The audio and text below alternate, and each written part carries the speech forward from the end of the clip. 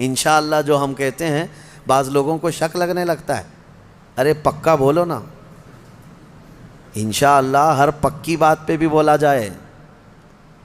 ہاں یہاں ہمارے ہاں اس طرح کا رواج ہے، شروع میں ایسا تھا، ہم جو ہے مصر میں بس جا رہی تھی ہمارے جہاں جانا ہے کالج کلیہ پہ، نمبر بھی وہی ہے بس کا، لیکن شک ہو رہا تھا، تو بس کے ڈرائیور سے ہم نے پوچھا کہ یہ کلیہ جائے گی، مدینہ نصر جائے گی؟ اس نے کہا انشاءاللہ، تو منہ دیکھتے کھڑے رہ گئے۔ پھر سے اس سے پوچھا کہ جائے گی وہاں پہ جائے گی؟ اس نے کہا انشاءاللہ، بیٹھو۔ یہ انشاءاللہ وہ یقین کے لیے بول رہے ہیں، لیکن جو کھڑے ہیں ان کو ایسا لگ رہا ہے پتہ نہیں یہ پکا ہے بھی کہ نہیں ہے۔ نعوذ باللہ، یہاں لوگوں نے بھی جو ہے اس طرح سے بنا لیا ہے کہ اگر ان کو ایسا لگتا ہے کہ ڈاواں ڈول ہے تو ہم یہ بول کے نکل جائیں۔ ٹھیک ہے، اگر آپ کو کسی معاملے میں شک ہے تب بھی کہو انشاءاللہ، لیکن جس معاملے میں یقین ہے اس میں بھی کہو انشاءاللہ، یقین ہے اس میں بھی کہو انشاءاللہ۔ اب آپ کو اس مجلس میں بیٹھے ہیں، آپ گھر جانا ہے نا آپ سب کو، جبکہ پکا معلوم ہے ابھی اٹھیں گے اب جائیں گے اب سب لوگ، لیکن آپ کو کہنا کیا چاہیے؟ انشاءاللہ اگر اللہ چاہے تو میں جاؤں گا، ورنہ ہمیں پتہ نہیں دروازے کے باہر نکلنے سے پہلے بھی موت آ سکتی۔ انشاءاللہ کی عادت ہو، اور اللہ نے اپنے رسول کو تنبیہ فرمائی ہے کہ آپ ایسا نہ کہیں کہ کل میں بتا دوں گا، بلکہ یوں کہیں کہ اگر اللہ چاہے تو، اگر اللہ چاہے تو۔ یہاں لوگوں میں یہ رواج قائم ہو، ہر ایک آدمی یقین والے معاملے میں بھی کیا کہے؟ انشاءاللہ، اللہ تعالیٰ چاہے تو میں یہ کروں گا۔ ہمارے استاد ایک کہتے تھے، ایک آدمی گھوڑا خریدنے کے لیے آیا، پیسے تھے اس کے پاس 50,000 روپے، امام صاحب کے پاس آیا، کہا کہاں جا رہے ہو؟ کہا گھوڑا خریدنے جا رہا ہوں۔ تو حضرت نے پوچھا کب؟ آج ہی خریدو گے؟ کہا اب بھی خرید کے لا رہا ہوں۔ امام صاحب نے، حضرت نے کہا بیٹا انشاءاللہ بولو۔ کہا انشاءاللہ کچھ نہیں، ابھی جا رہا ہوں مارکیٹ میں، دیکھو پیسہ بھی ہے، لے کے یہاں آؤں گا۔ یہ یہاں کا رواج ہے، یعنی انشاءاللہ وغیرہ کی ضرورت نہیں ہے، ابھی جا رہا ہوں پکا ہے، لے کے ہی آؤں گا۔ انہوں نے کہا پھر بھی بولو۔ کہا نہیں، اس کی کیا ضرورت ہے۔ گیا وہ گھوڑا خریدنے کے لیے مارکیٹ میں گیا تھا، اس سے پہلے کھانے کے لیے کسی ہوٹل میں گیا، کھانا کھایا، خوب بریانی وغیرہ ساری چیزیں، کسی نے اس کے پاس پیسے مار لیے، پوری پاکٹ کاٹ لیا، پورے جتنے پیسے تھے۔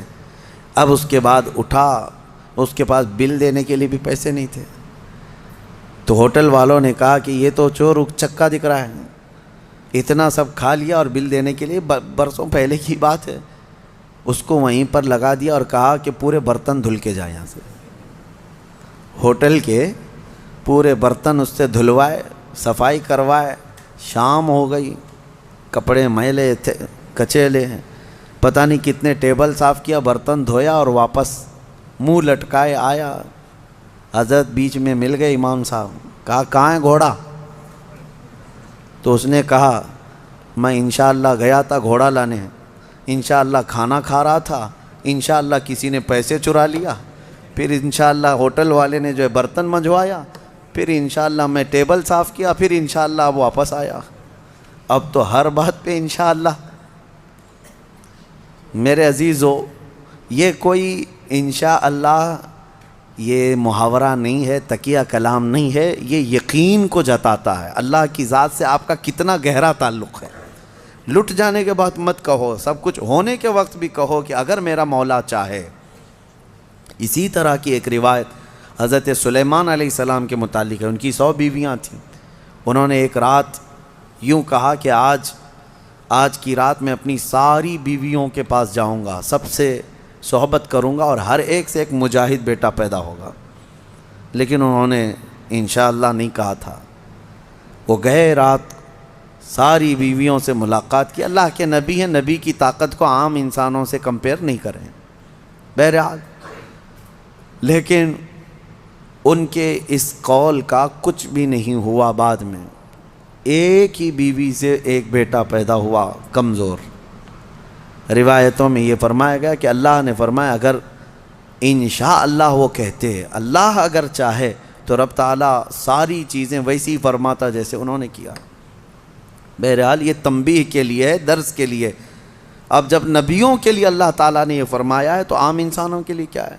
خیر، آیتیں اتری اور پھر اللہ نے بتا دیا اپنے محبوب کو روح کیا چیز ہے، اصحاب کہف کون تھے، ذوالقرنین کون ہے۔ یہ تینوں کے جوابات جو یہودی پوچھ کر کے پروپیگنڈا پھیلا رہے تھے کہ رسول کو نہیں پتہ ہے، اللہ نے قرآن میں یہ تینوں کے جوابات اتارے۔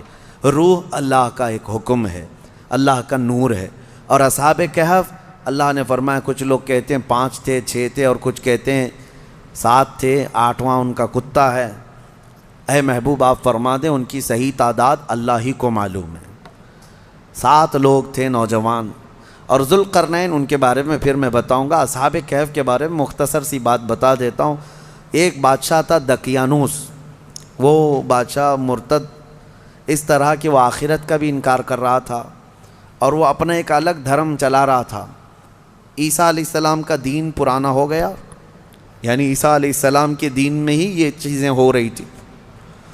تو وہ اس زمانے میں سب لوگ بت پرستی میں اور خدا کے انکار میں مبتلا تھے۔ تو 6-7 لوگ ایسے تھے جو بادشاہ کے سپاہیوں میں تھے یا وزیروں میں تھے یا الگ الگ تھے۔ یہ لوگ پوشیدہ طور پر اللہ ہی کی ذات پر یقین رکھتے تھے، ایمان رکھتے تھے، لیکن یہ ظاہر نہیں کر رہے تھے کہ ان کے بادشاہ مار ڈالے گا۔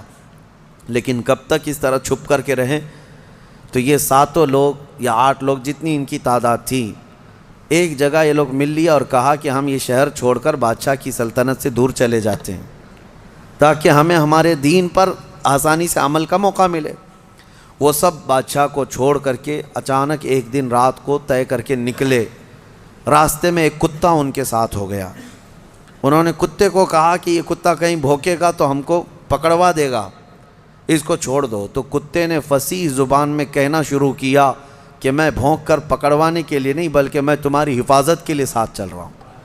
اللہ نے اسے زبان دی، یہ واقعہ موجود ہے۔